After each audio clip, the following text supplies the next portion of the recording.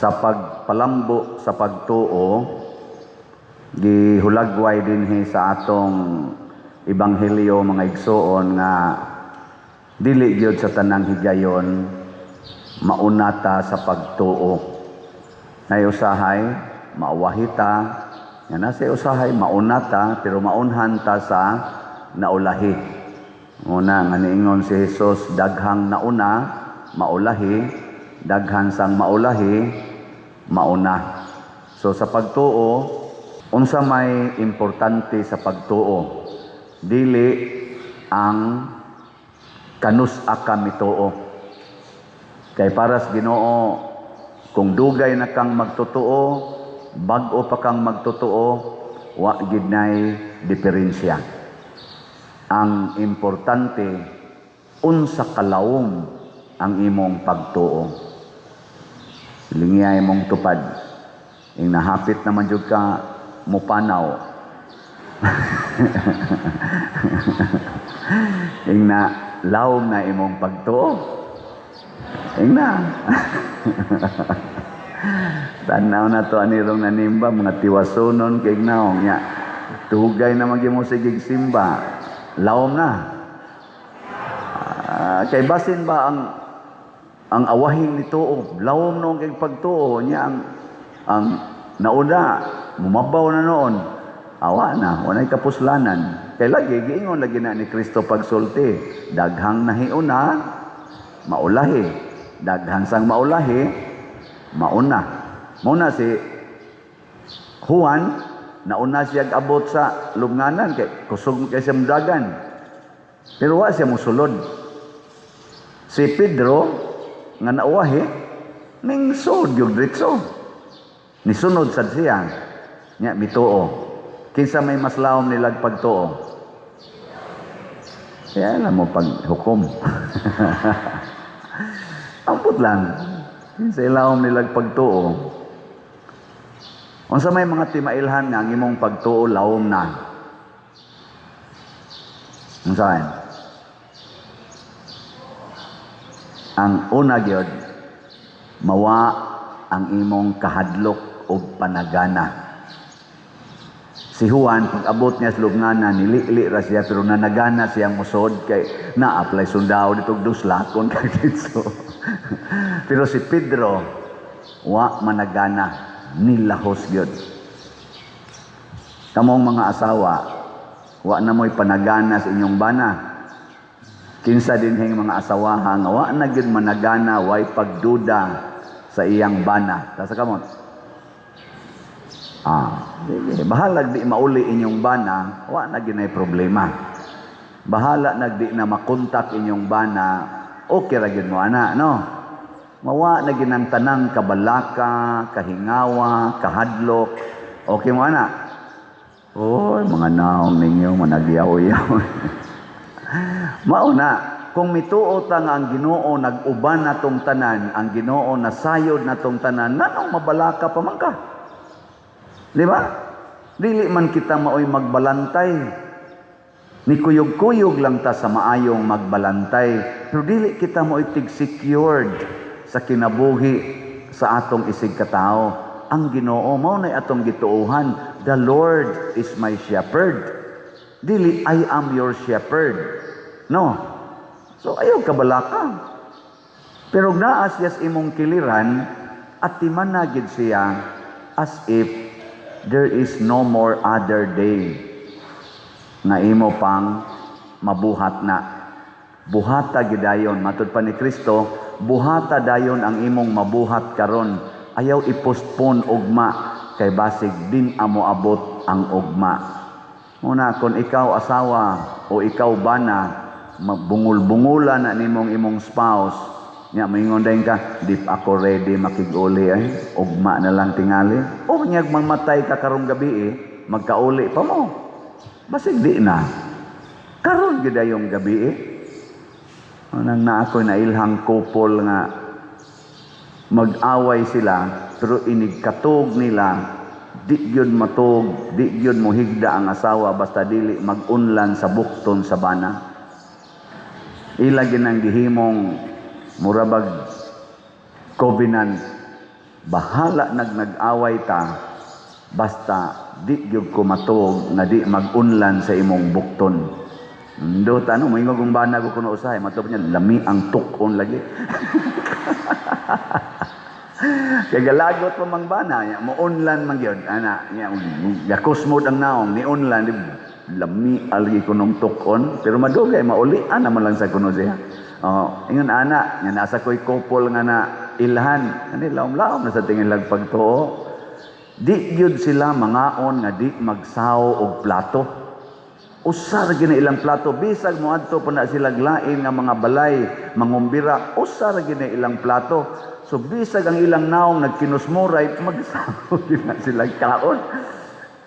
Ila sa nang gihimo nga, ano bang murag teknik sa siguro na nila nga dili kay mo dako ang ilang kagubot.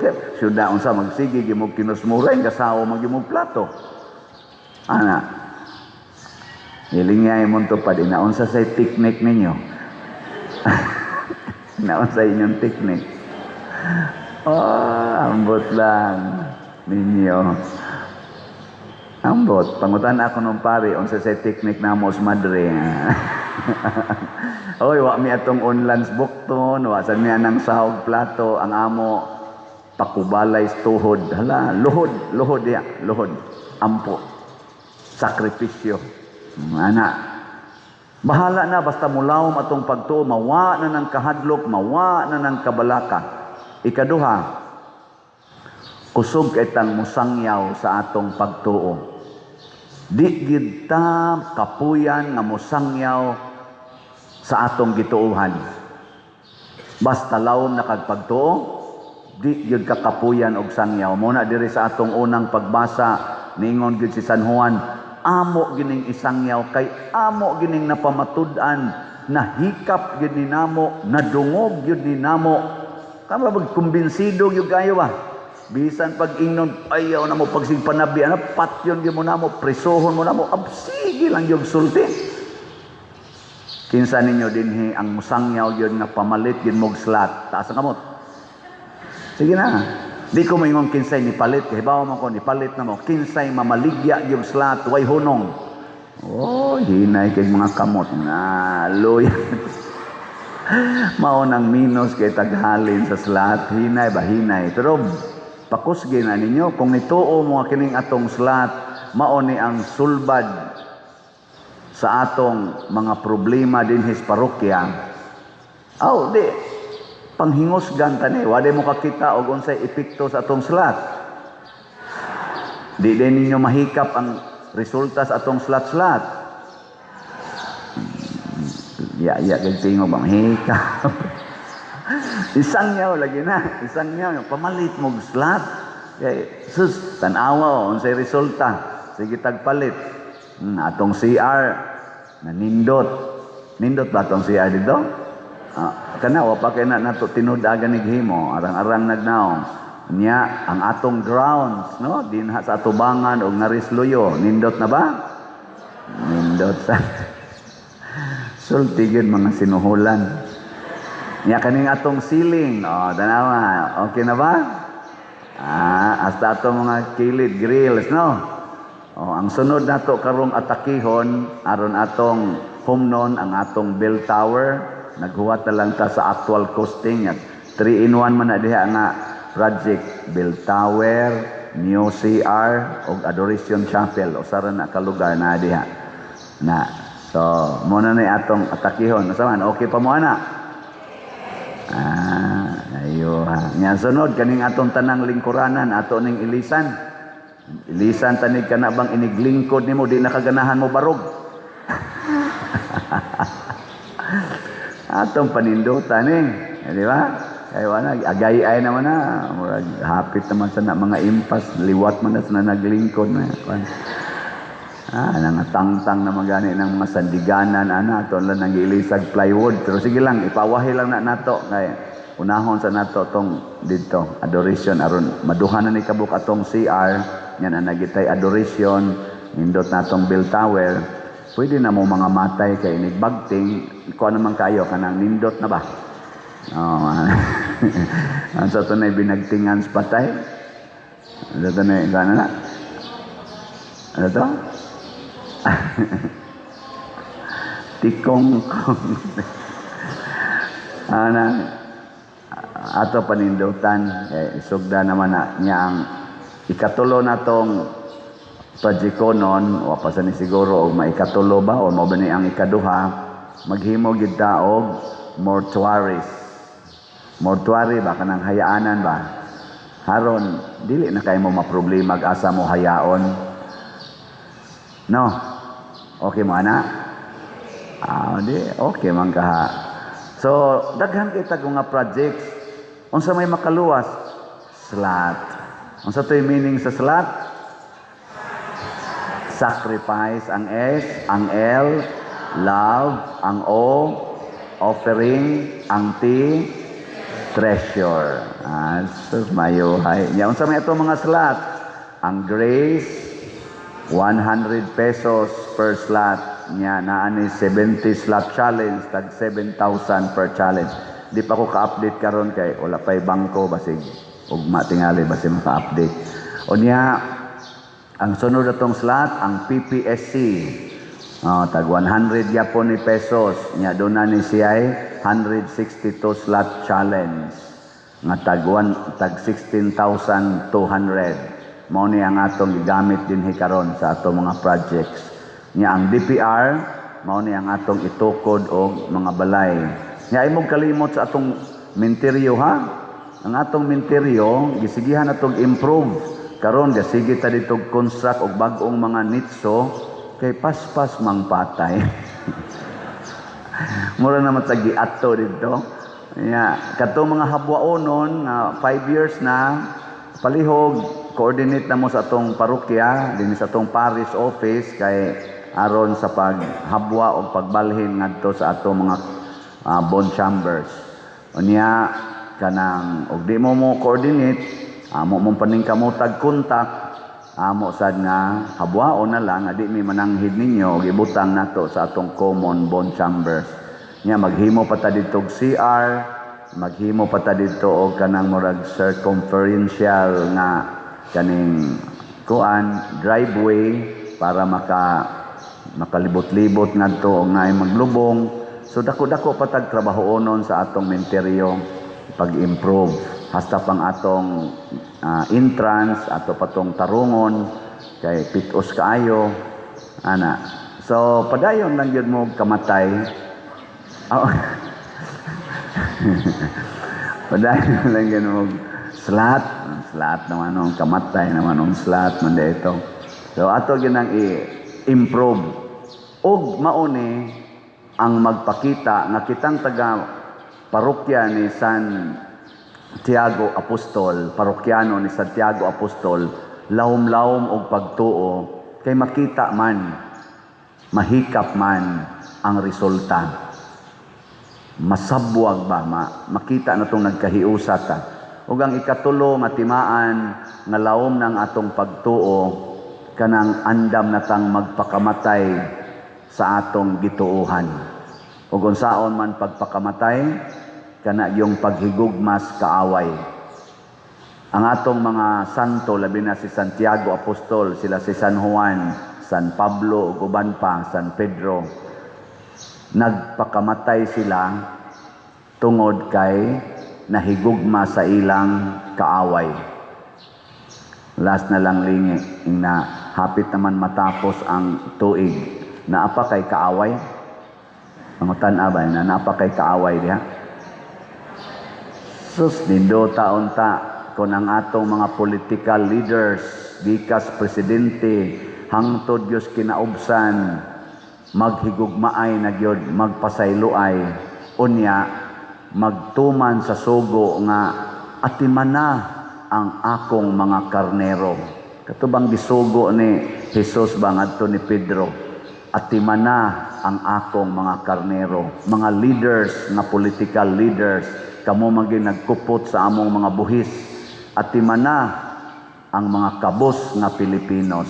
Atiman na ang mga masakiton nga mga Pilipinos. Atiman na ang mga wa-taon ka-eskwela nga mga Pilipinos. Naabayay ko ang mga igsoon, libre nga eskwelahan.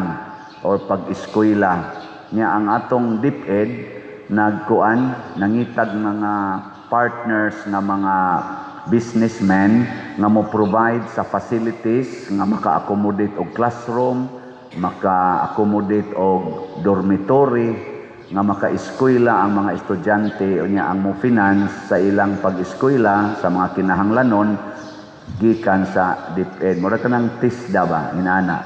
Nya usa ni ini ako laning i-announce ang ato yung kugihan sa kayo nga pastoral council president kanhi sa akong parokya kani si Brad Boy Mantuhak ang iyang Balamban Extensive Skills and Technology free college scholarship naron siya ay 700 ka slots nga iyan ning giingon ako i-announce padre tuan is Balamban ug kinsa ninyo gusto nga mo-avail ni ini libre ni tanan. Unya naay mga courses gani nga naay diploma, 3-year diploma. Nya libre tanan, 3 years, mechanical engineering technology, civil engineering technology, agricultural biosystem engineering technology ug uban pa. So ayaw ni ninyo usiki.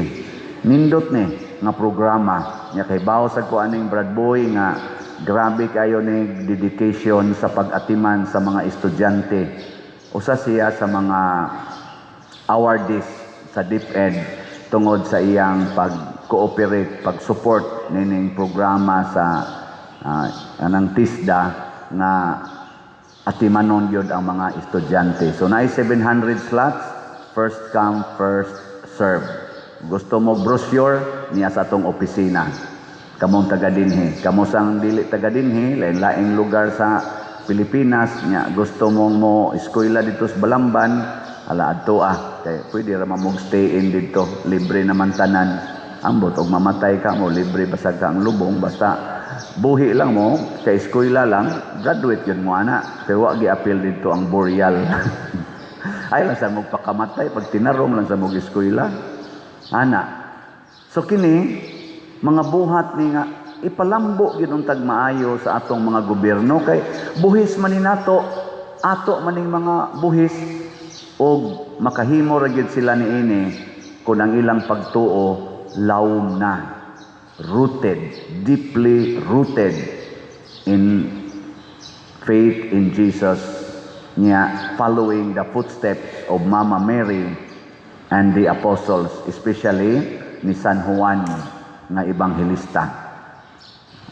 Kadtong gustong mosunod or lawom nagpagtuo, manindog ta. Ang mabaw, paladmi na.